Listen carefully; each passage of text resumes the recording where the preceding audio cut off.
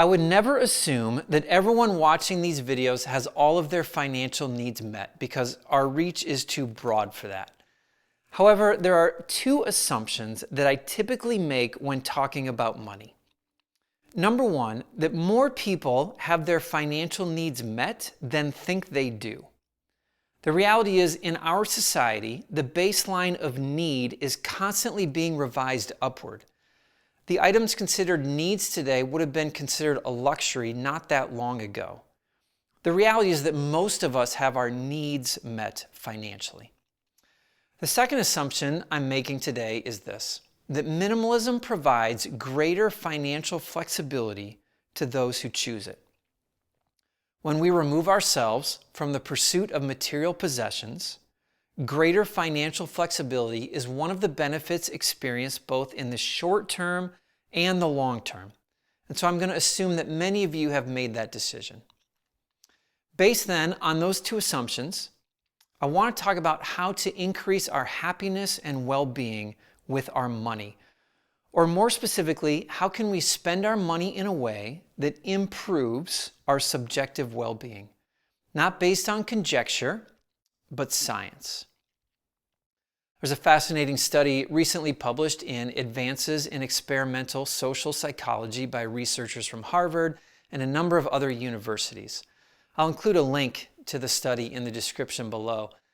But in the study, the researchers discuss 4 possible uses of money. 3 of the uses result in an increase in well-being, and 1 does not. According to the study, once our needs are met, purchasing additional personal possessions does not contribute in the long run to increased happiness. But there are choices that we can make with our money that do increase our overall life satisfaction. 3 of them, in fact. 2 of them you can probably guess.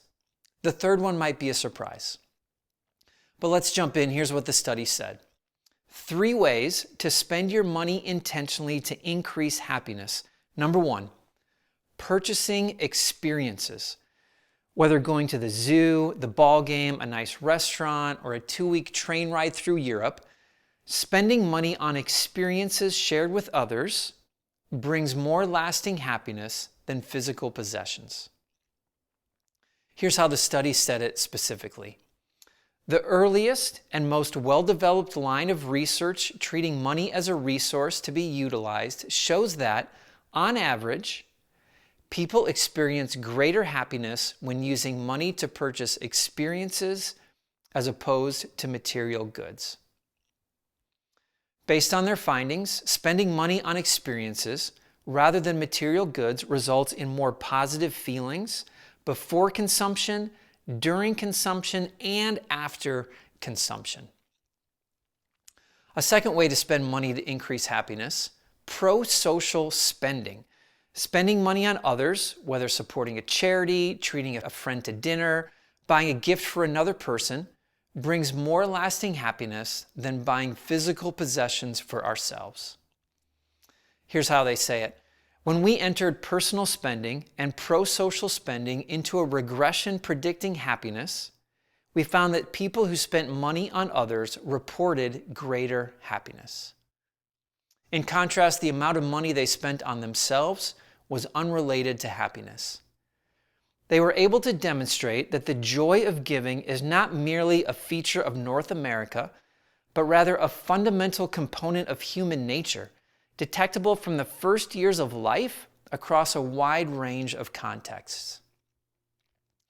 Based on their findings, spending money on others enhances social connection, provides opportunity to make a meaningful impact, promotes well-being and autonomy, and in each regard, delivers these results in more measurable and lasting ways than buying physical possessions. And number 3, the one that surprises the most number of people, but it makes total sense when you hear it, buying time. Whether paying someone to rake your leaves, clean your home, deliver your groceries, or even buying a house closer to work to reduce your commute time, their research indicates that there is happiness to be found in not just purchasing positive experiences, but also purchasing the removal of negative experiences. According to the study, people who regularly buy time report greater life satisfaction. Now, in the study, the researchers admit that this finding requires deeper analysis and study. This is the way they say it. Although further experiments are necessary to enable clear causal conclusions, this study provides the strongest evidence to date that the broad inclination to prioritize time over money predicts subsequent well-being.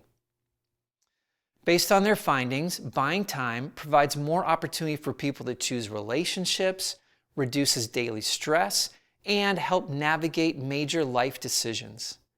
Even across socioeconomic variables, these results were discovered. Your specific financial circumstance is different from the person next to you because nobody is exactly the same. However, the studies do indicate some consistencies among us as human beings. If you want to direct your financial resources towards pursuits that pay off in the long run, choose to purchase experiences, pro-social giving, or buying time.